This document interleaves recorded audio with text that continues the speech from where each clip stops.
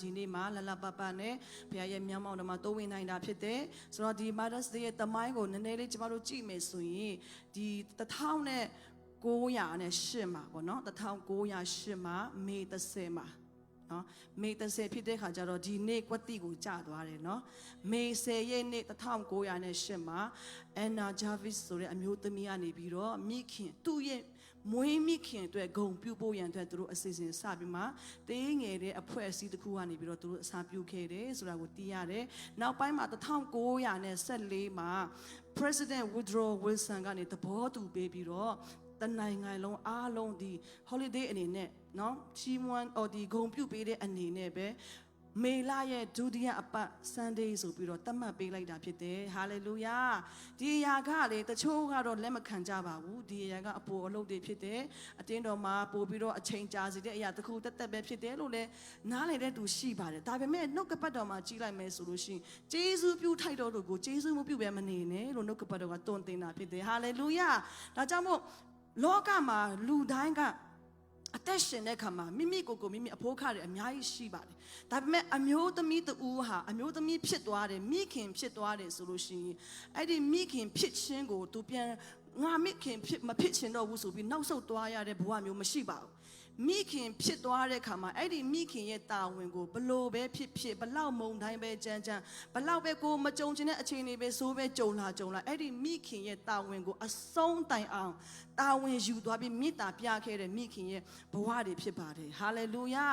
ဆိုတော့ကျွန်တော်တို့တမန်ကျမ်းစာမှာလည်းပဲတကယ်တကူနမိတ်လက္ခဏာတွေများစွာဖြစ်တယ်ဒီလောကတလောကလုံးကိုကယ်တင်တဲ့ယေရှုဖခင်တော်မေတော်မာရိအားဖြင့်မွေးဖွားလာရတာဖြစ်တယ်ဟာလေလုယာဒါကြောင့်အမျိုးသမီးတွေကိုကြည့်တဲ့အခါမှာတမန်ကျမ်းစာမှာတကယ်ဂုဏ်ပြုထိုက်တဲ့အမျိုးသမီးဖြစ်ပါတယ်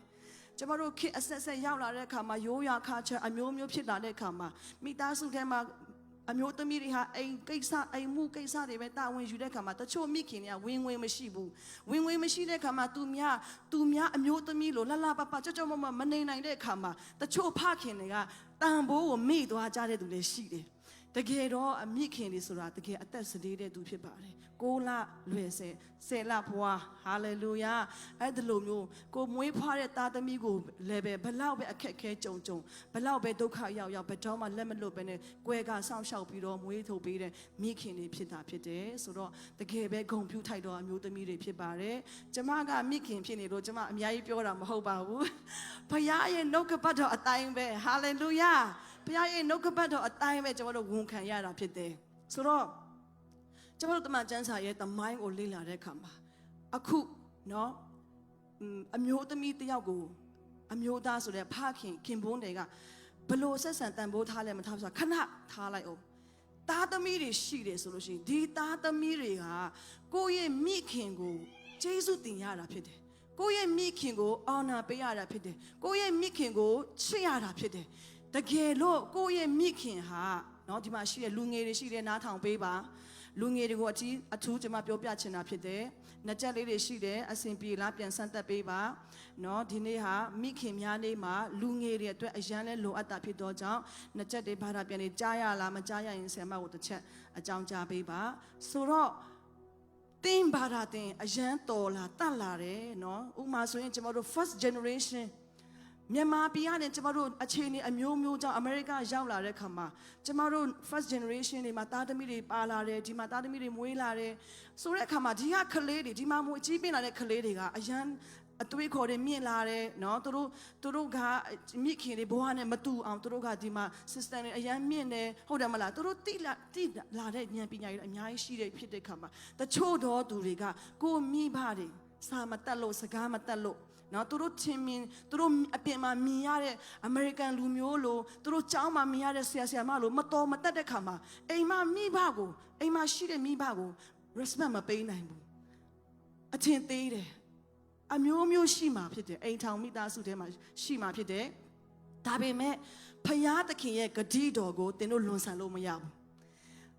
ဟာမဲလူငယ်တွေကိုကျွန်မအားပေးခြင်းနဲ့ကလေးတွေကိုကျွန်မအားပေးခြင်းနဲ့တင်တို့ဘာသာတင်တို့အရန်တော်လို့တတ်လွန်လို့တကယ်ပဲတခြားကဘာကိုတွားနိုင်တဲ့ဒီပညာရှိရင်တောင်တင်တို့ကိုမွေးဖွားပေးတဲ့တင်တို့မိဘတွေကိုမလေးစားတတ်ဘူးဆိုရင်တင်တို့ကောင်းခြင်းမရှိပါဘူးအာမင်ဟာလေလုယာ ဘာဖြစ်လို့လဲဆိုလို့ရှိရင်ထွတ်မြောက်ခြင်းအခန်းကြီး6အငယ်20ပြီးတော့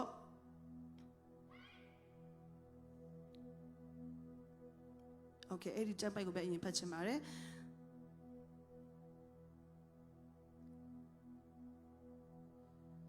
ထွတ်မြောက်ခြင်းအခန်းကြီး20အငယ်7နော်ထွတ်မြောက်ခြင်းအခန်းကြီး20အငယ်7မှာတင်ဤဖျားသခင်ထာဝရဘုရားပေးသနာတော်မူသောပြည်၌တင်ဤအသက်တာရှည်မြေကြောင်းတင်ဤမိဘကိုယိုသေးစွာပြုလောတဲ့ပြီးတော့တရားဟောရာခြင်းအခန်းကြီး9အငယ်16မှာဗာပြောလဲတင်ဤဖျားသခင်ထာဝရဘုရားပေးသနာတော်မူသောပြည်၌တင်ဒီအသက်တာရှည်၍ကောင်းစားရမည်အကြောင်းတင်ဤဖျားသခင်ထာဝရဘုရားမာထားတော်မူသည့်အတိုင်းတင်ဤမိဘကိုယိုသေးစွာပြုလောတဲ့တင်လက်ခံရရှိထားတဲ့အခြေအနေကောင်းတစ်ခုဒီနိုင်ငံမှာရောက်လာတဲ့လွတ်လပ်စွာနေထိုင်ခွင့်ရတယ်နော်လိုအပ်တဲ့အရာတွေအမြဲတမ်းလိုအပ်တယ်လို့ရတယ်အစားအသောက်တွေဖူဖူလုံးလုံးရှိတယ်ဟုတ်တယ်မလားမြန်မာပြည်မှာဆိုရင်ကျမတို့မိဘတွေတော်တော်များများအခုချိန်ကြံခဲ့တဲ့လူတွေဆိုနေ့တိုင်းမှာထွက်ပြေးသိမ်းရှောင်နေရတယ်နော်အဲ့ဒီမြန်မာပြည်ကအကြောင်းနည်းနည်းလေးထပ်ပြီးမှပြောပြချင်တယ်အခုတချို့တော်များများတော့ကလေးဟာမိဘနဲ့ connection မရှိဘူးမိဘတွေအလုံးများတဲ့ခါမှာအခုလက်ရှိမြန်မာပြည်မှာဘာဖြစ်နေလဲကိုယ်လူမျိုးတွေကဘလို့ဖြစ်နေလဲဘလို့ဖြစ်ခဲ့လဲဆိုတာမသိတဲ့ကလေးလည်းရှိမှဖြစ်တော့ကြောင့်အခုချိန်မှာလည်းပဲတိုက်ပွဲတွေများစွာရှိတယ်နော်အမျိုးမျိုးနိုင်ငံရေးတွေရှိတယ်ဖျားเจ้าတွေမျိုးရှိုးခံရတာတွေရှိတယ်ဟိုအိမ်တွေမျိုးရှိုးခံရတာရှိတယ်အမျိုးမျိုးနော်မသေးတဲ့မဲနဲ့တေတော့ဒုက္ခမရောက်တဲ့ဒုက္ခရောက်တယ်အများကြီးရှိတဲ့ထဲမှာဖျားတခင်ကကျေးဇူးတော်ကြောင့်ကျမတို့ကိုဒီနေရာကိုပို့ဆောင်ပေးတာဖြစ်တယ်ပို့ဆောင်ပေးတဲ့အခါမှာမိဘတွေနဲ့လည်းတာဝန်ယူရမယ့်အပိုင်းမှာတာဝန်ကျေအောင်လှုပ်ဆောင်ကြပါတယ်ဒါပေမဲ့သားသမီးတွေမျောလင့်တဲ့အတိုင်းမလှုပ်နိုင်ခဲ့ပါဘူးနော်သားသမီးတွေဒီ American ရဲ့ style တွေလိုချင်တယ်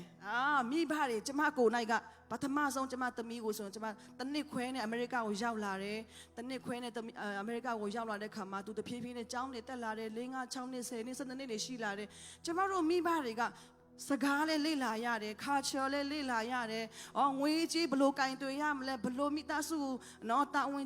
လုံလောက်အောင်ဘလို့သုံးရမလဲဘုရားเจ้าမှာဘလို့ပါရဘုရားကိုလည်းရှာရတယ်နိုင်ငံအတွက်အိမ်မိသားစုအတွက်အချိန်နဲ့အားလုံးကိုစပြီးလေ့လာရတဲ့အခါမှာကိုလေ့ဟင်းမှုတွေအများကြီးရှိပါတယ်နော်ကျမကိုယ်၌ကလည်းကျမရဲ့သမီးလေးကိုကြည့်ရှုဖို့အများကြီးလေ့ဟင်းခဲ့တယ်ကျမသမီးလေးရဲ့ခံစားချက်ကို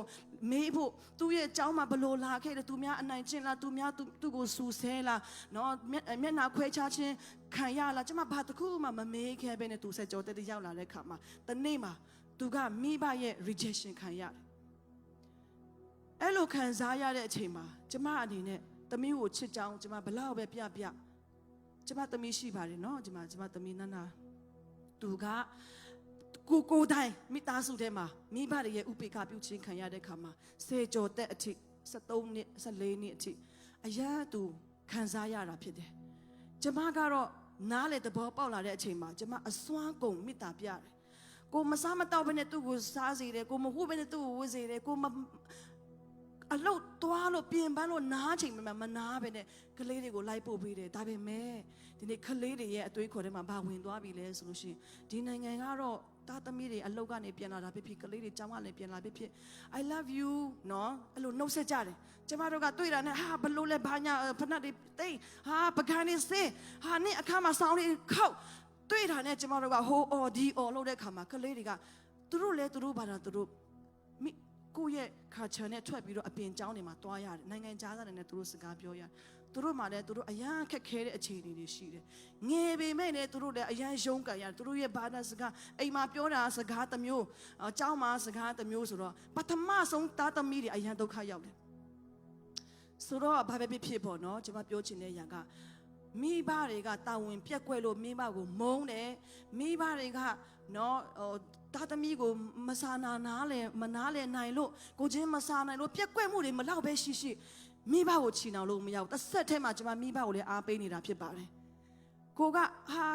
ကိုကားဝယ်ဖို့ နော်ကားဘေးတွေအကောင်းစားအခုကျမတို့ဆိုရင်တော့နည်းနည်းတော့10ကျော်10နှစ်မကကြော်လာပြီဆိုတော့အဲ့ဒီလေထုတစ်ခုတော့ပျောက်ပြီအရင်တော့ဆိုရင်အိမ်ဝင်ကားအိမ်အပြိုင်ဝယ်မယ်ကားဝင်ကားအပြိုင်ဝယ်မယ်သူများရွှေဝေရွှေအပြိုင်ဝယ်မယ်သူများအဲ့လိုမျိုး brand ဝယ်ကိုကအပြိုင် brand ကိုသားသမီးရဲ့ခံစားချက်ကိုတော့မမေးမြန်းနိုင်လောက်အောင်ငွေကြီးအလုတ်အကင်နဲ့အရန် busy ပြီးတော့ဟုတ်လာပြီငါတို့မြန်မာနိုင်ငံမှာငါတို့ဒါတွေမစီးနိုင်ဘူးမနေနိုင်ဘူးမစားနိုင်ဘူးမဟုတ်နိုင်ခဲ့ဘူးဆိုပြီးတော့ဟုတ်လာပြီဆိုပြီးတော့ဘဝတွေမှာနော်အတကုံပျော်ခဲ့ရတဲ့အချိန်တွေမိခင်တဲ့ဒိုင်းတတိယမှာပါနော်ဒါပေမဲ့အချိန်တစ်ခုရောက်တဲ့ခါမှာသားသမီးတွေကိုတိတ်ချလေးပြန်တွင်တင်ဖို့အချိန်ယူလာရတဲ့အချိန်မှာသားသမီးတွေကိုပြန်ပြီးတော့တိတ်ချလေးပြန်ပြောပြရတယ်ကိုနိုင်ကလည်းပြန်ပြီးတောင်းပန်ရတယ်ဆိုတော့နော်မိဘတွေမိခင်တွေလည်းကိုသားသမီးကိုပြန်စစ်ဆေးကြည့်ပါအမေတို့ကစားရတောက်ရဖို့ဘုရားကျောင်းမှာအလူငွေထည့်နိုင်ဖို့ဘုရားကျောင်းပုံမှန်တက်ဖို့ဘေးဒီပုံမှန်ဆောင်နိုင်ဖို့ချက်ဒီပုံမှန်ရေးနိုင်ဖို့အရန်ရုန်းကန်ခဲ့တဲ့ချိန်မှာတစ်ဖက်မှာသားသမီးတွေကျောင်းမှာကျောင်းသွားရင်ပြီးရောကျောင်းမှာရောက်နေပြီးရောဘတ်စကားနဲ့ဟာလာကျောင်းမှာသမီးနဲ့ public ကျောင်းဆိုရင်သမီးနဲ့ပို့ချမလို့ဘူးကျောင်းအရန်လွယ်လုံးတော့မိဘတွေကလုံးဝသားသမီးတွေကိုကျောင်းမှာ100%ပစ်ထားလိုက်တဲ့ခါမှာကလေးတွေကတကယ်တော့သူတို့အရန်နာကျင်ရတာတွေရှိတယ်လူမျိုးခွဲခြားဆက်ဆံခံရတာရှိတယ်သူများနှိမ်ခံရတယ်အများကြီးရှိတယ်သူများဘူးလိလောက်တာတွေအများကြီးရှိတယ်ဒါပေမဲ့မိဘကတတဲတော့တစ်ခါမှကိုသားသမီးဘလို့ပြန်လာလဲဆိုတာမမေးခဲ့တဲ့အချိန်တွေရှိမှာပါเนาะကျမကအဲ့ဒီဘဝမှာဖြတ်တန်းခဲ့တယ်ဆိုတော့ကျမအနေနဲ့တစ်ချိန်တည်းမှာကလေးတွေကိုကျမပြောပြတယ်မိဘတွေအများကြီးကျမကိုယ်တိုင်ကျမသမီးကိုတောင်းပန်တယ်အမေကိုခွန်းလို့ပါဘာဖြစ်လို့လဲအမေတို့မရောက်ဘူးတဲ့နေရာရောက်လာတယ်မကြုံဘူးတဲ့အတွေ့အကြုံနဲ့အများကြီးကြုံရတယ်เนาะမဖြည့်ရှင်းဘူးတဲ့ပြဿနာအများကြီးဖြည့်ရှင်းရတဲ့ခါမှာအဲ့ဒီကိစ္စတွေကိုတာဝန်ကျေနိုင်ဖို့ရန်အတွက်အများကြီး rush တစ်ချိန်လုံးအဖေကမနဲ့ဆိုင်ဆိုအမေကညဆိုင်အဖေကညဆိုင်ဆိုအမေကမနဲ့ဆိုင်ဒီသားသမီးတွေကိုထိတ်ခဲလုပ်ပေးမဲ့နော်တယောက်စီမှာအရောက်ပို့ပြီးတော့ကိုအပြေးလွှာအလုံးမနှောက်ကြဖို့ရန်အတွက်အရန်ပြေးလွှာခဲ့ဘူးတဲ့အချိန်ကာလတစ်ခုကျွန်မကြုံခဲ့တာဖြစ်တယ်ဒါပေမဲ့ဘလို့ပဲဖြစ်ပါအတိတ်မှာဖြစ်ခဲ့တဲ့အတိုင်းအတာထိအခုချိန်မှာသားသမီးရောဘုရားရဲ့ရှေ့မှာတွားရအောင်မိဘတွေဘုရားရဲ့ရှေ့မှာတွားရအောင်တလုံးတဝတဲ့အချိန်ယူဖို့လိုအပ်တာဖြစ်တယ်ဘာပဲဖြစ်အရင်တုန်းကမိဘတွေဘလို့ဖြတ်တန်းခဲ့တယ်ဆိုတော့ကိုချင်းစာပေးပြီးတော့မိဘတွေကဘလို့မျိုးရုန်းကန်ခဲ့ရလဲအသက်လွတ်အောင်ပြေးရတဲ့နေရာနဲ့ထွက်ပြေးလာတဲ့အချိန်ခါမှာဒီနေရာမှာဒီနိုင်မှာနေတဲ့လူတွေနော်ဒီနေရာမှာဆိုအချိန်တန်ရင်ဖိနေလေးသွားမယ်အချိန်တန်ရင် vacation လေးသွားမယ်ဒီနိုင်ငံမှာမွေးဖွားပြီးဒီနိုင်ငံမှာကြီးတဲ့အဖြူလူမျိုးတွေကအိမ်ဖိုးလေးစိုးရင်စရာမလိုသူတို့မှာမျိုးရိုးစစ်စစ်ပိုင်လာတဲ့အိမ်တွေချမ်းတွေရှိတယ်သူတို့မှာဘာဘေးရောသူတို့စိတ်ပူစရာမလိုဘူးဟုတ်တယ်မလားသူတို့မှာအလုပ်တွေလုပ်မယ်ရတဲ့ပတ်စံတွေကိုသူတို့သုံးမယ် vacation ထွက်မယ်ဟိုမရောက်ဘူးတဲ့နေရာတွေရှောက်လဲမယ်ဟုတ်တယ်မလားမစားဘူးတဲ့အစားတော့စားအဲ့ဒီအရာတွေကလေးတွေကြားတဲ့ခါမှာတချို့ကလေးတွေကမိဘကိုအပြစ်တင်လာတာနားမလည်ဘူးသူတို့ကလေးတွေအချင်းချင်းဝတ်တာတွေမြင်တယ်သူတို့ကလေးချင်းဘယ်သွားခဲ့တာဒီခါတော့ငါတို့ဘယ်နေရာရောက်ခဲ့တာဘလို့မျိုးခရီးသွားခဲ့တာဆိုတဲ့အရာကြားတဲ့ခါမှာကလေးတွေကအလိုလိုတိမ်နေတဲ့ခါမှာမိဘဘက်ကိုလှည့်လာပြီးတော့ကိုမိဘကိုတာဝန်မကျေဘူးလို့ခံစားလာတာဖြစ်တယ်အဲ့တော့ဒီလိုမျိုးအချိန်တွေကြုံတဲ့လူရှိတယ်ဆိုရင်ဒီနေ့ဘုရားသခင်ရဲ့ရှေ့မှာကျမတို့တကယ်ပဲရိုးသားစွာဝန်ခံကြရအောင်မိဘနဲ့သားသမီးတွေတကယ်တော့သားသမီးတွေကမိဘကိုအယံလိုအပ်တယ်မိဘတွေလည်းသားသမီးတွေကိုအယံချစ်ပါတယ်ကိုသားသမီးတစ်ခုသာဖြစ်ရင်ကိုအသက်တောင်ပေးမဲ့အထိချစ်ပါတယ်ဒါပေမဲ့ဘလို့ချစ်ရမလဲဆိုတဲ့လက်ဟာကွက်တွေအများကြီးရှိခဲ့တဲ့ခါမှာအခုအချိန်မှာเนาะတခြား state မှာဖြစ် online ကနေကြီးစုတဲ့မိဘတွေပဲဖြစ်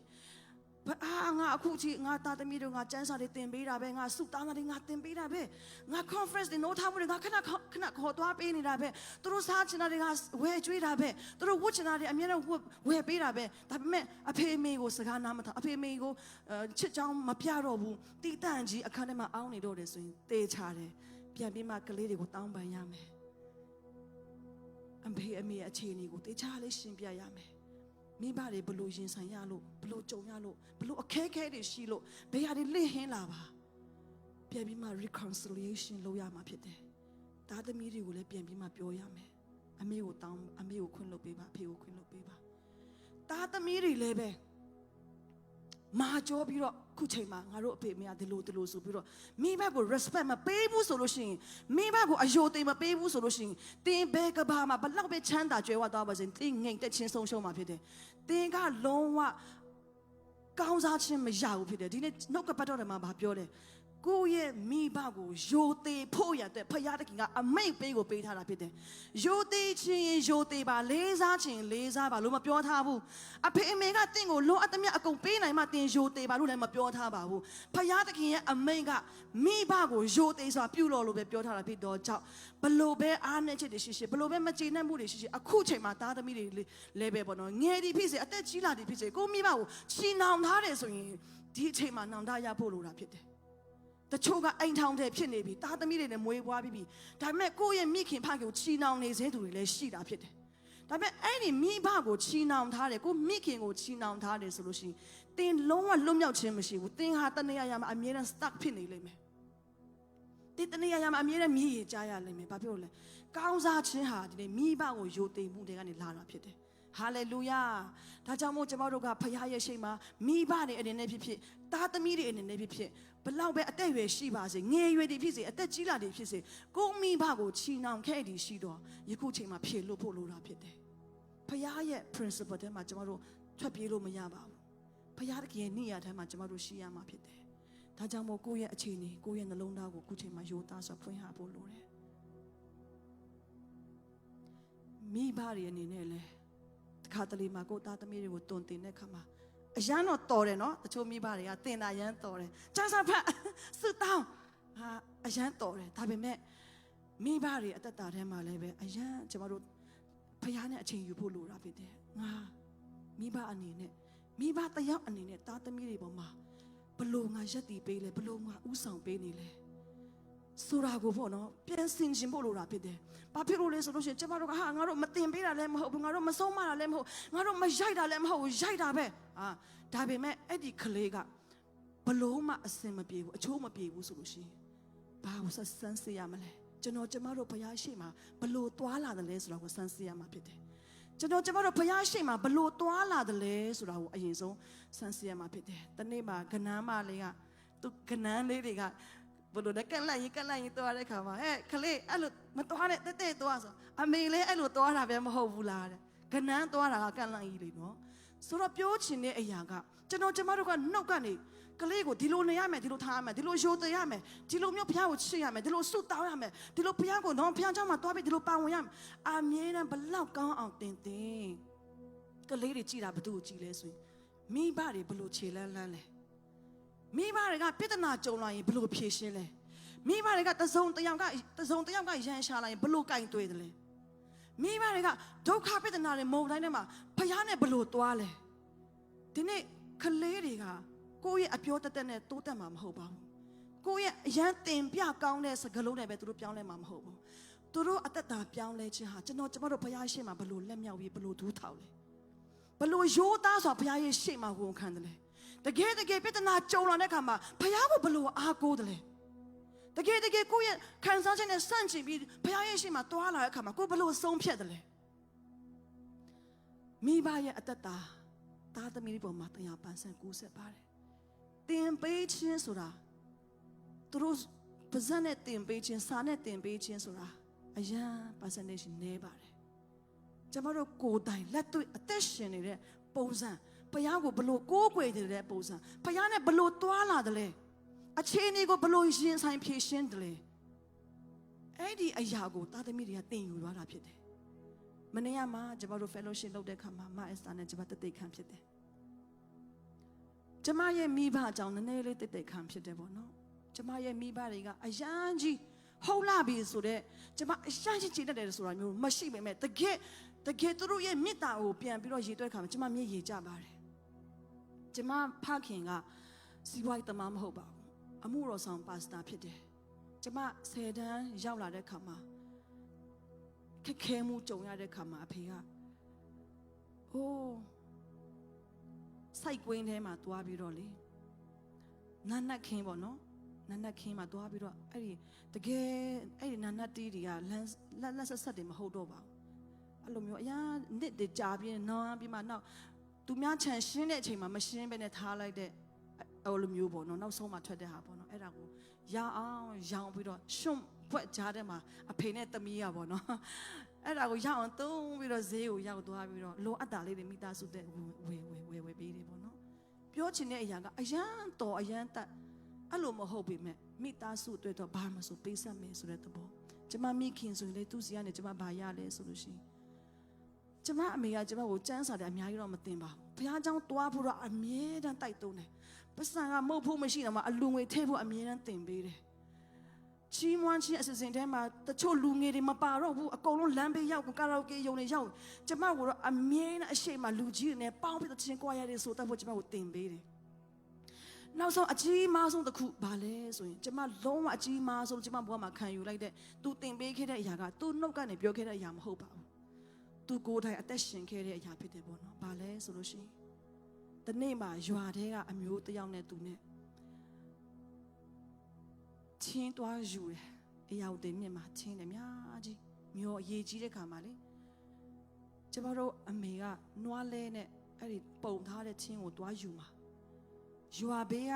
အိမ်ဘေးကလူလည်းပဲသူတို့မိသားစုပုံထားတဲ့အဲ့ချင်းတွားယူမှာကိုချင်းပုံကိုတွားယူမယ်လဲလေးနဲ့ကျမအမေရောက်သွားတဲ့ခါမှာအဲ့ဒီချင်းပုံကြီးကသူ့ဘေးကလူကယူသွားတယ်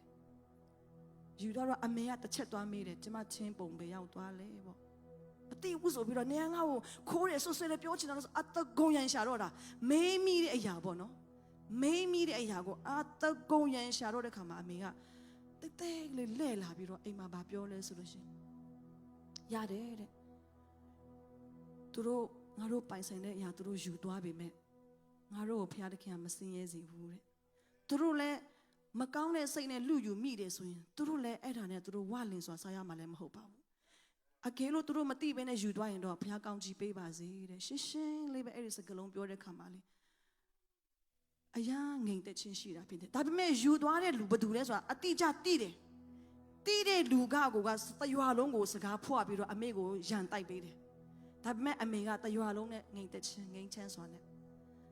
သူကိုယ်တိုင်ရဲ့ life testimony ဖြစ်တယ်သူအဲ့လိုအသက်ရှင်ပြသွားတဲ့ခါမှာကျမဘဝမှာဘယ်တော့အခါမှလူစုံတယောက်ကိုအနိုင်ယူဖို့လုံးဝဆန္ဒမရှိလားဘာဖြစ်လို့လဲ peace maker ဆိုတာကလူတွေကိုအလျှော့ပေးခြင်းအာမင်ကျမအရာတင်ယူမိတဲ့အရာအကြီးမားဆုံးတော့ကျမမိခင်ရဲ့အတ္တထဲမှာမြင်ခဲ့ရတဲ့အရာကလူတွေကိုအလူအရက်အဲ့လိုအနိုင်ထက်စင်းနေလုံးဝမလုပ်ပဲနဲ့လူတွေကိုဦးစားပေးတဲ့အရာပေါ့နော်အမေကတက်တည်နဲ့အသက်ရှင်ပြပေးခဲ့တဲ့ခါမှာယနေ့အချိန်ထိကျမမမေ့ဘူးပြီးတော့အဖေစီကနေဘာတစ်ခုတင်ယူခဲ့အဖေကတော့ဟုတ်တယ်တရားဟောဆရာကျန်းစာကျောင်းတွေဟို3လတင်တန်းတွေ6လတင်တန်းတွေ9လတင်တန်းတွေသူတို့ဖွင့်တယ်ဟိုတိုးတွေတောင်ပေါ်တွေမှာခရီးတွေတွားပြီးတော့ခက်တကယ်ကျန်းတဲ့နေရာမှာအိမ်ဝင်ကလေးသူတို့ထွက်ခဲ့တယ်တချို့နေရာဆိုနတ်စားတွေနေတဲ့နေရာမှာဆိုရင်သမင်းကိုတကယ်အစိတ်ထည့်ထားပြီးတော့စုတောင်းတဲ့ခါမှာအကောင်ပလောင်တွေထွက်လာတဲ့အချိန်ထိအဖေတို့အဲ့လိုခရီးဖြတ်တန်းခဲ့တယ်လို့သူပြောပြတယ်ဒါပေမဲ့အဖေစီကနေကျမသူတက်တဲ့ခံချက်အများကြီးထဲကနေကျမတင်ယူတဲ့အရာတစ်ခုသူအတန်တိတ်နဲ့ကျမကိုတင်ပေးခဲ့တဲ့အရာတစ်ခုကဘာလဲဆိုလို့ရှိရင်သူကအသင်းတော်ခေါင်းဆောင်တစ်ယောက်ဖြစ်တယ်ပါစတာတစ်ယောက်ဖြစ်တယ်အသင်းတော်မှာမြင့်တင်လုပ်မယ်ပွဲတစ်ခုလုပ်ရတော့မယ်ငွေကြီးကုန်ရတော့မယ်ဆိုရင်ဘယ်သူဘယ်ဝါဖုန်းခေါ်ပြီးထည့်ခိုင်းတာမျိုးပတ်စံရှိတဲ့လူကိုတွားချင်းကတ်တာမျိုးသူလုံးဝမလုပ်ပါဘူးသူကသူ့အိမ်မှာရှိတဲ့အရာဘာရှိကိုထည့်ပြီးတော့အရင်ဆုံးသူကပေးလူတာဖြစ်တယ်ကျမအဖေကအာမင်ဟာလေလုယာသူ့အိမ်မှာရှိတာဘာရှိလဲဆန်ရှိလားဆန်လူမယ်စီရှိလားစီလူမယ်တနေ့မှာအိမ်မှာပြဿနာတစ်ခုတက်သွားသေးတယ်အကိုအကြီးဆုံးမောင်နှမ9ယောက်အကိုအကြီးဆုံးကအိမ်ထောင်ပြုတ်ဖို့အိမ်တိုင်ဆောက်ဖို့ပေါ့နော်ဝယ်ပြီးစုထားတာတိုင်တွေပေါ့နော်တိုင်တွေအများကြီးပဲတိုင်အကောင်းစားတွေပေါ့တစ်သားပေါ့နော်တကယ်တိုင်အဖေကအဲ့ဒီ plan ကိုသူကဘယ်မှာသွားပြီးတော့လှုပ်လိုက်လဲဆိုတော့အသင်းတော်မင်းတင်မှာဘုရားကျောင်းကိုချဲ့မယ်ဆိုပြီးတော့မင်းတင်လှုပ်တဲ့အခါမှာအဖေကကိုသားအိမ်ထောင်ပြုတ်ပြီးတော့အိမ်ဆောက်မဲ့တိုင်ကိုအကုန်လုံးပေးလူလိုက်တဲ့အချိန်ပေါ့နော်အဖေကအရန်ကြီးကြွယ်ဝပြီးတော့ပေးနိုင်တာမဟုတ်ပေမဲ့ရှိတဲ့အရာကိုပေးကမ်းဖို့အဖေကသူ့ဘဝမှာလက်တွေ့အသက်ရှင်ခဲ့တဲ့အရာကိုကျွန်မအဲ့ဒီအတန်တိတ်တင်တန်းပေးခဲ့တဲ့အရာကိုကျွန်မခံစားခဲ့ရတာဖြစ်ပါတယ်။ဒါကြောင့်မို့ညီကိုမောင်မတို့ကျွန်မတို့ခင်မှာကျွန်မကလေးတွေကိုအရန်မပြောတော့ဘူး။ဘာဖြစ်လို့မပြောတော့လဲဆိုရင်ပြောခြင်းဟာသူတို့ကိုပြောင်းလဲစေမှာမဟုတ်ဘူး။ဒါပေမဲ့ကိုအသက်ရှင်ခြင်းကိုပဲကိုဆုံးဖြတ်တော့မယ်။ဟာလေလုယာ။ဒီနေ့နေမကောင်းဘူးနည်းနည်းကောင်းကြိုက်တယ်အကြောင်းပြလို့ရတယ်ငါထားတယ်တော့တောက်ပြီးငါအိတ်နေလိုက်မှဖျားเจ้าမလာဘူးပြောလို့ရတယ်ဒါပေမဲ့ကျွန်မလုံးဝ emergency မရောက်ဘူးဆိုရင်ကျွန်မဖျားเจ้าရောက်ကိုရောက်တာဖြစ်တယ်။ ထိုနည်း၎င်းပဲဘယ်အကြောင်းလာအရာပဲဖြစ်ဖြစ်ပေါ့နော်ဘဝမှာကြုံတွေ့လာတဲ့အရာစုံစမ်းမှုနှောက်ယှက်မှုတိုက်ခိုက်မှုတပါးသူကိုကဲရမှုအမျိုးမျိုးဘာပဲကြုံလာကျမဘက်မှာဖျားရှိတယ်ဖျားကိုအားကိုးတာဖြစ်တော့ကြောင့်မို့ကျမတို့ဘာမှဝင်ဖြေရှင်းစရာမလိုဘူးလို့ကျမဒီတိုင်းခံယူပြီးတော့အေးစစ်အိမ်မှာအမြဲအပြုံးမပြတ်ပါဘူးမိခင်တွေကျမအားပေးခြင်းတယ်အပြင်မှာပြဿနာတစုံတရာဖြစ်လာပြီဆိုလို့ရှိရင်အိမ်ထဲကြီးမယူသွားပါနဲ့ကားထဲမှာတကြွမလှုပ်ပါနဲ့ဘာဖြစ်လို့လဲကိုသားသမီးတွေဟာကိုတင်ပေးတဲ့စကလုံးထက်ကိုအသက်ရှင်မှုကိုကြည်တာဖြစ်တယ်ဒါကြောင့်မို့တစုံတရာအစင်မပြေတဲ့မုံတိုင်းတစ်ခုကြုံရင်ပါကြုံပါစေအိမ်ပြန်လာတဲ့အခါမှာအဲ့ဒီမုံတိုင်းကိုမုံတိုင်းအတိုင်းပဲအိမ်မှာမုံတိုင်းပြန်မဖြစ်စေဘဲနဲ့ကောင်းခြင်းမင်္ဂလာနဲ့တက်ဆိုင်တဲ့အရာကိုမွဲ့ဆိုပြီးတော့သူတစ်ပါးကိုဦးစားပေးတဲ့အရာသူတစ်ပါးကိုအကောင်းပြောတဲ့အရာပြဿနာကိုကြီးတဲ့ပြဿနာကိုသိအောင်လုပ်ပြီးတော့သိတဲ့ပြဿနာကိုပျောက်သွားအောင်ဆုံးဖြတ်ချက်နဲ့ကျမတို့ရက်တည်မယ်ဆိုလို့ရှိရင်ကျမတို့သားသမီးတွေကိုအယံအောင်ပေါက်အောင်ပြောစရာမလိုပါဘူး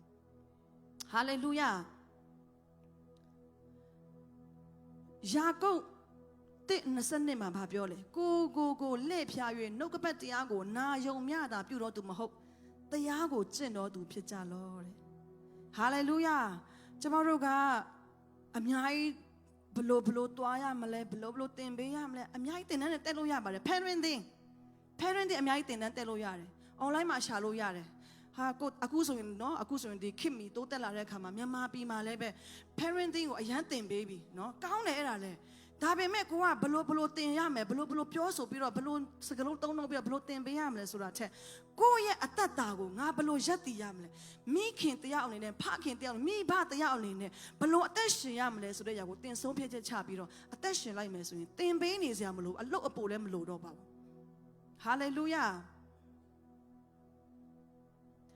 တုတ်တန်ကျမ်းအခန်းကြီး31အငယ်30မှာဗာပြောလဲဆိုလို့ရှိရင်ကြီးသောအရာတွေလဲ့စားခြင်းနဲ့ရှင်သက်၏တဲ့လတော်အစင်းတွေလည်းအချင်းနှင့်ဖြစ်၏ထာဝရဘုရားကိုကြောက်ရွံ့သောမိမမူကားချီးမွမ်းခြင်းကိုခံရလိမ့်မည်ဟာလေလုယာအာမင်ဆိုတော့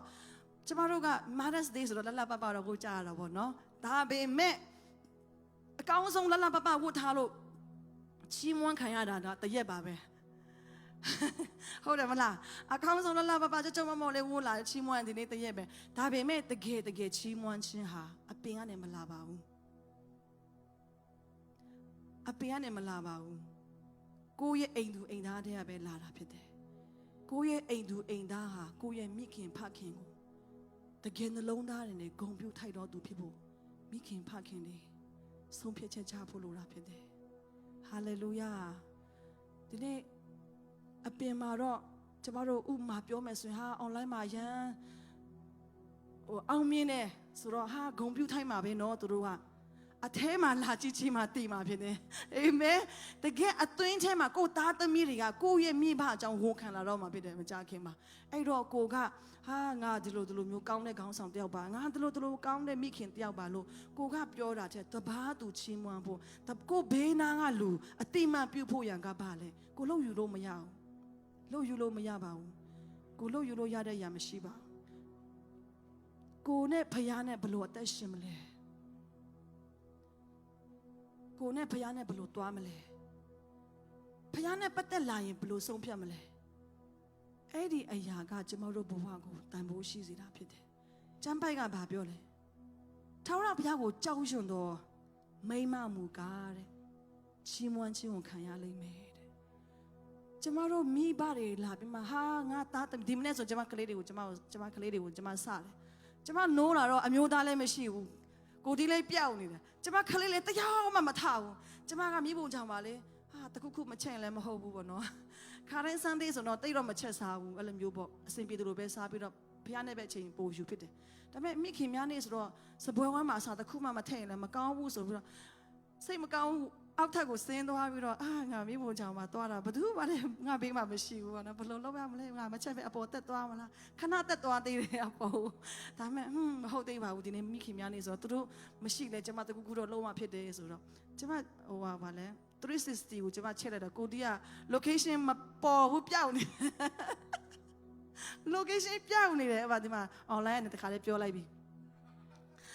ပြောင်းနေတယ်သူတိတ်ထဲမှာမပြောင်းဘူးဒီမနေ့သူပြောင်းနေတယ် အဲ့ဒါနဲ့ကျမစိတ်မကောင်းဘူးအဲ့ဒါနဲ့ခလေးတွေကိုနိုးတာတာသမီနာဖီတာဂလိုရီယာထားပါကွယ်ထားပါအောက်ကနေအော်တာမကြားဘူးသူတို့နောက်ဆုံးအငယ်မဖုန်းလေးနဲ့အောက်ကိုဆင်းလာတယ်အဲ့ဒါနဲ့အိုးနေတို့ကလည်း Mother's Day မှာနော်နေတို့အမေကိုချစ်လိုက်ကြတာတရားမှမထွက်လာဘူးပြောရင်းနဲ့ကျမဟင်းတွေချက်တယ်ချက်ဦးစီပြန်လေးချက်တယ်ဟိုအနောက်ကအရွက်တွေလေးကျမပြုတ်ပြီးတော့တုတ်တယ်အမျိုးမျိုးကျမလှုပ်ပြီးတော့စိတ်မကောင်းစွာနဲ့ချက်ပြီးပြီဆိုတော့ကိုယ်ကလည်းဗိုက်စားပြီလေသူတို့လည်းမဆောင်ချင်တော့ဘူးလေသမင်းစားမယ်ဆိုပြီးနောက်ဆုံးတစ်ခေါက်អော်တဲ့ခါမှာအငယ်မကိုကျမပြောတာ तू သဘောပေါက်သွားတယ်တော့ခေါ်တော့ကျမမပြောတော့ तू ထသွားတယ် तू အမရအကူကိုရအောင်ခေါ်လာအဲ့ဒါသမီးကြီးကလေကျမအကုန်ချက်ပြီးသွားမှ तू ဆင်းလာပြီးဗာပြောစမ်း Happy Mother's Day တဲ့ကျမအဲ့လိုမျိုးမျက်စောင်းလေးထိုးလိုက်တော့တယ်ဘာပြောလဲဆိုတော့မြင့်ခင်များနေမှာကိုကမျောလင့်တာအားလုံးဝိုင်းပြီးတော့ရှိနေမယ်ပေါ့နော်အဲ့လိုပြောလို့ကျမကမိခင်ကောင်းမဟုတ်ဘူးဆိုတာကိုကျင်ညာတော့မဟုတ်ဘူးပေါ့နော်ကျမပြောတာအဆုံးတင်သားထောင်ပြီးဆိုတော့တကယ်လဲပေါ့နော် location ပျောက်ပြီးတော့ပြန်လာတဲ့လူကလက်ဆောင်ယူလာပေးတာဖြစ်တယ်အာမင်အဲ့ဒါနဲ့သားသမီး3ယောက်စလုံးကလည်းကင်မရာတွေကင်ပြီးတော့ဝမ်းတာပေးတဲ့အကြောင်းပေါ့နော်အမျိုးသားကလက်ဆောင်လေးဗာလဲတော့တိတ်မပြောချင်တော့ပါဘူးလက်ဆောင်လေးယူလာပေးပြီးတော့ကလေး3ယောက်စလုံးကဗီဒီယိုရိုက်ပြီးတော့လေ Happy Mother's Day ဆိုပြီးလာနှုတ်ဆက်တဲ့အခါကြာမှအသက်ရှူလို့ဝါတော့တယ်အာမင် Hallelujah praise the Lordဆိုတော့ကျမအသက်တာထဲမှာတော့တစုံတစ်ယောက်ကတခုခုပေးမှကျမကျေနပ်တာတော့မဟုတ်ပါဘူးဖခင်သခင်ကိုကျမအရင်ကျေးဇူးတင်တယ်ကျမဘဝကိုကျမကျေနပ်ပါတယ်။ဘာဖြစ်လို့လဲဆိုတော့ဖခင်သခင်ပေးတဲ့ဘဝပေါ့နော်ဖခင်သခင်ပေးတဲ့ဘဝဖြစ်တယ်ဖခင်သခင်ပြင်ဆင်တဲ့သားသမီးတွေဖြစ်တယ်ဖခင်သခင်ပေးတဲ့ခင်ပွန်းတွေဖြစ်တယ်ဆိုတော့ຢာကိုကျမလက်ခံနိုင်သွားတဲ့အချိန်မှာအယမ်းကျေနပ်ဖို့ကောင်းပါတယ်အယမ်းအသိပဲရှိပါတယ်အဲ့ဒါကိုနားမလဲသိခင်တုန်းကတော့နှစ်ဆယ်ချီလောက်ကျမမျက်ရည်ကျခဲ့တယ်ကိုရောဒီသားသမီးတွေကိုဘာဖြစ်လို့ပေးတာလဲဒီခင်ပွန်းတွေကိုဘာဖြစ်လို့ပေးတာလဲဆိုတာမျိုးကျမငိုကြွေးခဲ့တဲ့နှစ်တွေရှိပါတယ်အဲ့ဒါအိမ်ထောင်တဲ့ကလေးတွေမကောင်းလို့မဟုတ်ပါဘူးကျမကိုနိုင်ကကိုဘယ်သူမှကိုမသိတဲ့အခါမှာအမြဲတမ်းဖြစ်လာတဲ့မြတ်အရာအလုံး question ထုတ်ခဲ့တာဖြစ်တယ်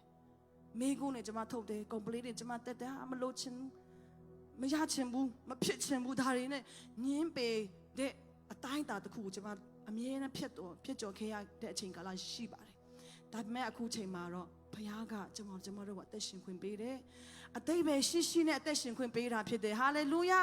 ာဒီမှာရှိတဲ့ညီကောင်မောင်တို့တကယ်ဘုရားတကယ်အတိတ်ပဲရှိဖန်ဆင်းထားတာဖြစ်ပါတယ်တင်တို့ကိုဘုရားတကယ်အော်ဖို့ရကြီးမြောက်တုံပြုမှာဖြစ်တယ်ဟာလေလုယာဘုရားတကယ်ကြီးတော့ခေါ်ခြင်းနဲ့တယောက်ချင်းစီတိုင်းကိုခေါ်တာဖြစ်တယ်မိခင်ဖြစ်ရခြင်းဖခင်ဖြစ်ရခြင်းဒီမိခင်ဖခင်အဲမှာတာသမီဖြစ်ရခြင်းဟာလေဘုရားတကယ်ကြီးတော့အကြံစီရှိပါတယ်ဟာလေလုယာဒါတော့ထာဝရဘုရားကိုမျှော်လင့်တော့သူကအားပြေကြလိမ့်မည်တဲ့ဒီနေ့တစုံတယောက်တော့အရာငယ်တော့ဟာဘာဖြစ်လို့တထေးတပိမဖြစ်တာလဲမသိဘူးဒုက္ခတွေရောက်လိုက်တာလို့ဖြစ်ပေမဲ့ဘုရားသခင်ကဒီမိဖတွေစီကနေသူတို့ဘဝကနေပြီးတော့ကျမရရတဲ့ကောင်းခြင်းမျိုးတော့ကျမဘဝကိုအယံအောင်မြင်ခြင်းပေးတာဖြစ်တယ်ဟာလေလုယာအယံအောင်မြင်ခြင်းအယံ peace ဖြစ်စေတာဖြစ်တယ်တကယ်ငြိမ်သက်ခြင်းကိုရစေတာဖြစ်တယ်တကယ်အသက်တာရဲ့ secret တွေကိုရသွားတာဖြစ်တယ်ဟာလေလုယာလူတို့ချုပ်ကဟာအလူအရက်ပြောဆိုပြီးမှပဲရတဲ့ခါမှာအဲ့ဒါအောင်မြင်လို့ထင်တာအဲ့လိုမဟုတ်ဘူးကျမတို့ကလိုအပ်တဲ့အခါမှာလိုအပ်တယ်လို့အသက်ရှင်သက်ခြင်းအလျှော့ပေးသက်ခြင်းဟာလည်းပဲတကယ်အောင်မြင်တော့သူဖြစ်ပါတယ်ဒါကြောင့်ဒီတိမောသေဒုတိယဆောင်အခန်းကြီး1အငယ်9မှာဗာပြောတယ်နော်တိမောသေဩဝါဒစာဒုတိယဆောင်အခန်းကြီး1အငယ်9မှာတင်၌ရှိသည့်ဟန်ဆောင်မှုကင်းသောယုံကြည်ခြင်းကိုလည်းငါတတိယ၏တဲ့ထိုယုံကြည်ခြင်းသည်တင်ဤအဖွာလောဤနှင့်တင်ဤမိခင်ဥနှိတ်တို့၌ဥစွာတည်၍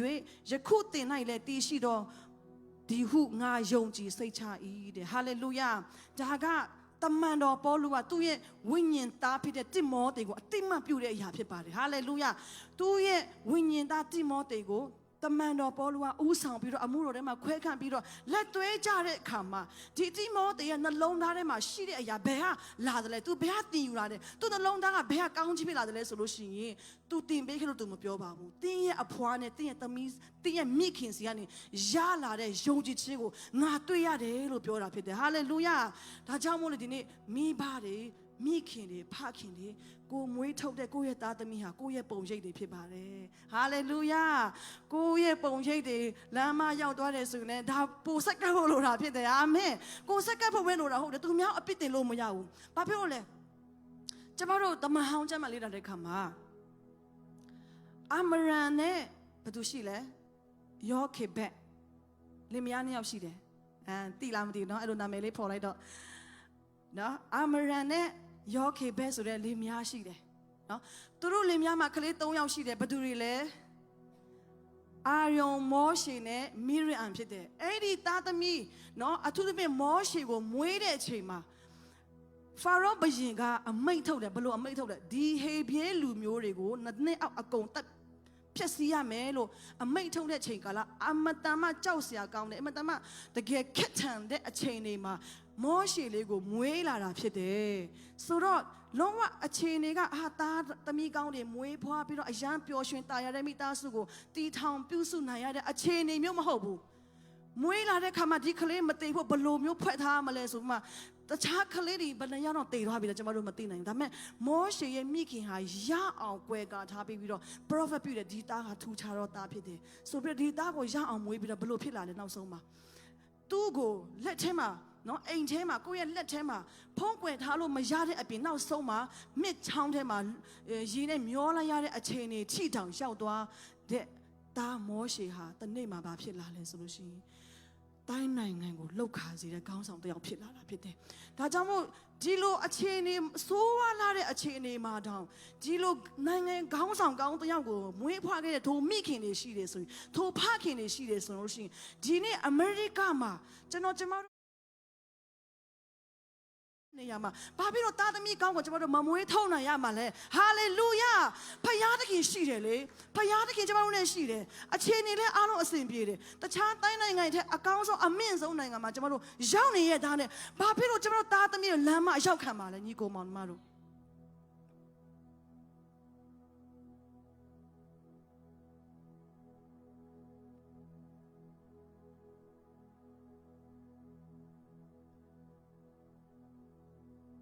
့ယောမအရှိ31ကိုကျွန်မဖတ်ချင်တယ်ယောမဩရာစာခန်းကြီးရှအငယ်31မှာတို့ဖြစ်၍ဤအရာများတို့၌အဘယ်တို့ပြောเสียရှိသနည်းဖျားသခင်သည်ငါတို့ဘဲ့၌ရှိတော်မူလျင်အဘယ်သူသည်ငါတို့တဘက်၌နေနိုင်မည်နည်းတဲ့ဟာလေလုယ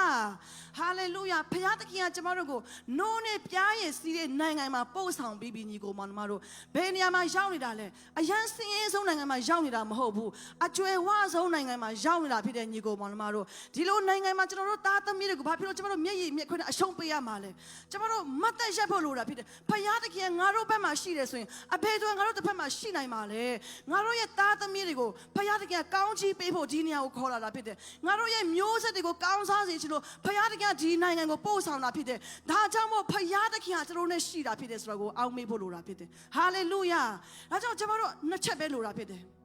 တစ်အချက်ကကျွန်တော်တို့ဖခင်နဲ့မှန်ကန်စွာအီဒီမရွေးဘလို့အသက်ရှင်ရမလဲဆိုတာကိုယ့်အသက်တာကိုစမ်းစစ်ရအောင်ဆရာဒေးဗစ်လာကျွန်တော်တို့ရဲ့ဝိညာဉ်ဖခင်အမြဲတမ်းပြောတယ်ကျွန်တော်တို့မြန်မာလူမျိုးတွေဆုံးရှုံးတာဆိုတာကတခြားမဟုတ်ဘူးတဲ့သူများအကြောင်းပဲစိတ်ဝင်စားလို့ဆုံးရှုံးတာတဲ့ကိုယ့်အကြောင်းကိုစဉ်းစားရမယ်ကိုယ့်မိသားစုအကြောင်းကိုစဉ်းစားရမယ်ကိုယ့်ရဲ့မိသားစုကိုယ့်ရဲ့အတွင်းကိစ္စကိုများများဆွေးနွေးရမယ်အခုကျွန်တော်တို့မြန်မာလူမျိုးတွေဆွေးနွေးတာရှိသလားရှိတယ်ဘသူအကြောင်းသူများအကြောင်းပဲဆွေးနွေးတာဖြစ်တယ်ကိုယ့်အကြောင်းကိုပြောဖို့မေ့သွားတယ်ကိုယ့်ရဲ့အားနဲ့ချက်တွေပေါ်ထုတ်ဖို့မေ့သွားတယ်ကိုယ့်အားသားချက်နဲ့အားကောင်းတဲ့အရာတွေကိုအတိမပြုဖို့မေ့သွားတယ်သူများအကြောင်းပဲကျွန်တော်တို့စိတ်ဝင်စားတဲ့ခါမှာကိုယ်လှုပ်ဆောင်ရမယ့်အရာတွေအများကြီးသိဖို့လိုတာဖြစ်တယ်ဟာဒီလူတွေမရှိဘူးဆိုတာငါတို့ဒီလိုပြောလို့ရတယ်ပြောရအောင်အဲ့လိုမျိုးမဟုတ်ဘူးပြောတဲ့အတိုင်းကိုလည်းဖြစ်တာဖြစ်တော့ကြောင့်ပြောတဲ့အရာခုနကလည်းကျွန်တော်တို့မိခင်ကြီးဆမတေဘော်လည်းပြောပြီးဖြစ်တယ်ပြောဆိုဝန်ခံတဲ့အရာကတကယ်လက်တွေ့ဖြစ်ကိုဖြစ်လာတာဖြစ်တယ်နော်ခုနဒီကျွန်တော်တို့ခုနပြောတဲ့ worship ပဲပွဲအတွက်စစ်စင်တဲ့ခါမှာဆရာအိန္ဒိယနာကတော့အရန်တော့နှိုးထားကြတယ်ဒါပေမဲ့ဖူးမယ်မရှိသေးဘူးဆရာဒါပေမဲ့ယုံကြည်ခြင်းနဲ့ဒီပွဲမှာတော့ဒီနေ့ worship leader တွေရှာနေတဲ့ကျေးဇူးတော်နဲ့ယုံကြည်ခြင်းနဲ့မှသူတို့ရှာပင်းစင်နေတယ်ဆရာတခုမဲ့ပြောတယ်ဘာပြောလဲဘာမှမပူနေတဲ့ဘုရားသခင်ကနမိတ်လက္ခဏာလှုပ်လာမယ်တဲ့ပွဲပြီးတဲ့ခါမှာထူးခြားလာမယ်တဲ့သူကတော့ဟာသမီးရေနင်တို့အစိမ်မပြေဘူးဆိုတော့ဘယ်လိုလှုပ်ကြမလဲဘယ်ကနေငါတို့လူခေါ်ရမလဲဆိုတော့မျိုးပြောလိုက်မယ်ဆိုတော့ကျမလည်းယုံကြည်ခြင်းပြတ်သွားမှာဖြစ်တယ်ဒါပေမဲ့ဘုရားလှုပ်မယ်လို့ခေါင်းဆောင်ကပြောတဲ့အခါမှာအလုတ်ကိုလှုပ်လာတာဖြစ်တယ်ဟာလေလုယာလက်ခုပ်တီးပြီးတော့ဘုရားကိုချီးမွမ်းရအောင်အဲ့ဒီအတိုင်းပဲမိဘတွေလည်းပဲမိသားစုထဲမှာအသင်းတော်ထဲမှာအနှုတ်လက္ခဏာတွေကိုပြောပြီးတော့ဝေဖန်သုံးသပ်မဲ့အစားကိုယ့်ရဲ့အခြေအနေသားသမီးတွေကြားမှာမိခင်နဲ့သားသမီးနဲ့စကားပြောပါပုပ်ပွင့်နေဖခင်နဲ့သားသမီးနဲ့ပုပ်ပွင့်နေတဲ့စကားပြောပါလင်မယားပုပ်ပွင့်နေတဲ့စကားပြောပါကိုဘာတွေပြုတ်ပြင်ဖို့လိုနေလဲ ကျမဘာတွေပြုပြင်ဖို့လိုမလဲမကြိုက်တာဘာများရှိမလဲအခုကျမတို့အသက်တာတွေကဘာဖြစ်လဲဆိုလို့ရှိရင် तू ကြိုက်ကြိုက်မကြိုက်ကြိုက်ကိုပဲဒီတိုင်းပဲကိုစက်ကတ်ထားတယ်ငါဒီတိုင်းနေဖို့ပဲငါစက်ကတ်ထားတယ်တကယ်တော့ตาရပျော်ရွှင်စရာကောင်းတဲ့မိသားစုဘုရားသခင်ပေးပြီးသားပဲဒါပေမဲ့အဲ့ဒီအရာကိုတကယ်ပဲစိတ်သက်ကြပြီးတော့ငါထောင်ထဲရောက်နေလို့ပဲလို့ခံစားရစေအောင်ဘာဖြစ်တော့အဲ့ဒါမာနနေရာယူသွားလို့မာနဆိုတဲ့အရာငါဒီတိုင်းဆိုငါဒီတိုင်းပဲနော်ကျမဒီလိုဆိုဒီလိုပဲနော်ဒီဟာဆိုငါမကြိုက်ဘူးနော်ဆိုတာမျိုးအဲ့ဒီမာနနေရာယူသွားတဲ့ခါမှာပျော်ရွှင်စရာကောင်းတဲ့ရင်ခုန်စရာကြည်နူးစရာကောင်းတဲ့မိသားစုဟာတကယ်ခက်ထန်မာကြောတဲ့ကြောက်စရာကောင်းတယ်ကြောက်စရာကောင်းတဲ့နေရာကိုရောက်တယ်လို့ပဲရှင်သိတ်သွေးထဲမှာရောက်တယ်လို့မျိုးပဲဖြစ်သွားတာဖြစ်တယ်ဒါကြောင့်မို့မိသားစုထဲမှာမိဘနှစ်ပါးကသာတကယ်ပဲပွင့်လင်းလင်းနဲ့တယောက်ညှိနှိုင်းမှုကောင်းတယ်ဆိုလို့ရှိရင်ကိုသားသမီးလေးပဲအဲ့ဒီအထဲမှာတကယ်စီးမျိုးပြီးတော့ကောင်းစားမှာဖြစ်တယ်ဟာလေလုယာအဲ့တော့ပထမအချက်ကကျွန်တော်တို့ကိုဆန်းစစ်ပြီးတော့အသက်ရှင်ဖို့လိုတယ်ဒုတိယအချက်ကဖယားသခင်ကျမတို့ဘက်မှာရှိတယ်ဆိုတော့အမြဲတမ်းအောက်မေ့ဖို့လိုတာဖြစ်တယ်ဟာလေလုယာဟာဒီအိန္ဒိယနာကဘာဖြစ်တယ်ညာဖြစ်တယ်ဟာဂိုင်းစတာတွေလည်းအရင်များတယ်အေးဘာညာစိတ်ပူမဲ့အစားဖယားငါတို့ဘက်မှာရှိတယ်ငါတို့ကိုကောင်းစားစေချင်လို့ဒီကိုပို့တာငါတို့ကိုအောင်မြင်စေချင်လို့နောက်မျိုးဆက်တွေကိုကောင်းစားစေအောင်ဒီလူတွေကိုလာပြီးတော့ပို့ထားတာဖြစ်တော့ကြောင့်ငါတို့ကဘယ်တော့မှမလဲကြရဘူးအဲ့ဒီဝန်ခံချက်နဲ့အသက်ရှင်ဖို့ရန်လိုအပ်တယ်ဟာလေလုယာဒါကြောင့်မို့ပေါ့နော်ကျွန်မအားပေးခြင်းနဲ့တစ်ချိန်တစ်ခါတော့ကျွန်တော်တို့လည်းအစင်မပြေတယ်အများကြီးရှိခဲ့တယ်မိသားစုထဲမှာအများကြီးပြန်တောင်ပြင်ယူလို့မရဘူးလားမသိဘူးလမ်းခွဲရတော့မယ်ထင်တယ်ဆိုတော့အချိန်နေဆိုဒီလဲရောက်ခဲ့ပါတယ်ဒါပေမဲ့ကျေးဇူးတော်ကိုနားလေသဘောပေါက်တဲ့ခါမှာနှိမ်ချလာတယ်ပြုတ်ပြင်ခြင်းစိတ်တွေရှိလာတယ်ဝန်ခံခြင်းစိတ်တွေရှိလာတယ်ကိုမွေးထားပြီးကိုကျွေးမွေးသားသမီးတော်ကိုပြန်တောင်းပန်နိုင်တဲ့အဆင့်ထိဘုရားခင်ပြင်ဆင်ပေးလာတဲ့ခါမှာဒီသားသမီးတွေကအလိုလိုနဲ့မင်းဘကိုပြန်လေးစားလာတယ်အခုသားသမီးတွေကိုကျွန်မအမေတရားလိုတဲ့နေရာတရားဖြစ်ဒါတွေလှုပ်ပေးပါနှစ်ခါပြောစရာမလိုဘူးသူတို့အလိုက်တသိနဲ့သူတို့လာလှုပ်ပေးတာဖြစ်တယ်အခုကျွန်မသားလေးဆိုရင်အားလုံးနဲ့တည်တယ်သားလေးပြီးတာဆိုရင်3 နာရီဆိုရင်အမေဘယ်တော့ထွက်မလဲအိမ်ကနေသူမေးပြီโอเค2 နာရီခွဲလာ3 နာရီခွဲလာမေးပြီအချိန်ပြောလိုက်တယ်အဲ့ဒါဆိုရင် तू ကကြောဖို့အိတ်လေကင်မရာဘက်နဲ့လာပြီးဆင်းလာမယ်ကဲဆင်းလာပြီးတော့အထဲဝင်လာမယ်ပါဝါပွင့်နဲ့လာဖွင့်မယ်ဆောင်းတွေပါဖွင့်မယ်အရန်တတ်တာတော့မဟုတ်ဘူးဘာတင်တန်းမှလည်း तू မတက်ခဲ့ပါဘူးသူတက်ထားတာ music ဂီတာတွေ piano တွေအဲ့ဒါလည်းအရန်ဟုတ်လားဆိုတော့မဟုတ်ဘူးဒါမဲ့လုံအပ်တဲ့အရာကို तू တီးတဲ့ခါမှာကျမကတားရဲဒီဟာလှုပ်ပေးပါနော်ဒီမှာတော့လူမရှိဘူးအရန်ကြီးတောင်းပန်စရာလည်းမလိုပဲနဲ့ဒီမှာလူမရှိမှန်းတီးတဲ့ခါမှာဒီမှာတချို့နားလေတဲ့သူတွေကို तू မေးရင်မြန်းရင်းနဲ့တချို့ဆရာတွေဆို तू ဖုန်းခေါ်ပြီးမေးတယ်တားဒါမသိဘူးဒီလိုအဲ့လိုမျိုးဖခင်ကတားသမီးတွေကိုလည်းနှလုံးသားကိုရိုက်သွင်းပေးလာတာဖြစ်ပါတယ်ဟာလေလုယာကျွန်မသမီးလေးဆိုနေဟိုတပတ်ကဆရာမချိုအောင်ခြေနေမျိုးကြောင့်မရောက်လာနိုင်ဘူးဆိုတော့သမီးရေကလေးတွေကိုတနာပါတယ်သူတို့ဘာမှနားမလဲပဲပြန်ပါဆိုလို့ဘာသာပြန်ပေးနော်ဆိုရင်သူ့ဘဝမှာတခါမှသူကြားဘူးမှာမဟုတ်ဘူးအဲ့ဒီဘာသာပြန်ပေးဖို့ကသူ့ဘဝမှာတခါမှသူကြားမှာမဟုတ်ဘူးဟမ်ဆိုသူအနေနဲ့လက်တော့တယ်ဒါပေမဲ့ तू ကတကယ်ဟုတ်ကဲ့အမေသမီး I'll try my best ဆိုပြီးတော့ဘာသာပြန်ပေးတယ်လွန်ခဲ့တဲ့ဘက်ကလက်ခုပ်တီးပြီးတော့ဂုဏ်ပြုပေးရအာမင်ဟာလေလုယာပြောချင်တဲ့အရာကကျမတို့ဒါဆိုဒါလုပ်ပေးရမယ်ဒါဆိုဒါနင်ဖြစ်ရမယ်နော်ဒီဟာနေမလုပ်လို့မရဘူးနော်ဆိုပြီးတော့သူတို့ကိုတွားပြီးမှအရန်လမ်းကြောင်းတွေတင်ပေးတာတဲ့ကိုနဲ့ကဖခင်နဲ့ဆက်ကပ်ပြီးတော့ဖခင်လှုပ်ခိုင်းတဲ့နေရာဖခင်ကိုဖခင်ရဲ့အတန်တော်နဲ့ကိုအသက်ရှင်ပြီးတော့ဖခင်ရဲ့ဂတိတော်ထဲမှာကိုရက်တည်မယ်ဆိုလို့ရှိရင်ကိုနေနာမှာရှိတဲ့သူလည်းပဲဖခင်ကိုကြောက်ရွံ့တဲ့စိတ်နဲ့အတူတကွလက်တွဲလာမှာဖြစ်တယ်ဟာလေလုယာခဏလောက်ကျွန်တော်တို့မသက်ရက်ပြီးတော့ရှိတဲ့နေရာနေပြီးတော့အသက်တာကိုစက္ကပ်ရအောင်ဘုရားသခင်ကကျွန်တော်တို့ကိုအယံကောင်းပြီးအယံချစ်တဲ့ဘုရားသခင်ဖြစ်တယ်အကောင်းဆုံးမိသားစုတွေပေးထားတယ်တချို့ဆို single mom ဖြစ်တယ်ဒါပေမဲ့ single mom မှာတကယ်ဂုဏ်ရှိနဲ့ဘုရားကိုကိုးစားပြီးမှရက်တည်တဲ့ single mom တွေကိုလည်းတွေ့တဲ့အခါမှာအယံခွန်အားရှိတာဖြစ်တယ်ဟာလေလုယာဘာဖြစ်ကျွန်တော်တို့အားကိုးရမှာကကိုယောက်ျားပဲမဟုတ်ပါဘူးတချို့အမျိုးသမီးတွေအယံမျက်ရည်ကျရတယ်အယံငုံရတယ်တချို့အမျိုးသမီးတွေအယံဒုက္ခရဘာကြောင့်လဲယောက်ျားကိုပဲအားကိုးလို့ဒီနေ့ဖယားသခင်ကိုအားကိုးဖို့လိုတာဖြစ်တယ်ဟာလေလုယာဖယားသခင်ကိုအားကိုးတက်လာတဲ့အခါမှာတင်းအတ္တတင်းဖယားကိုကြောက်ရွံ့တော့သူဖြစ်လာတော့ကြောင်းမို့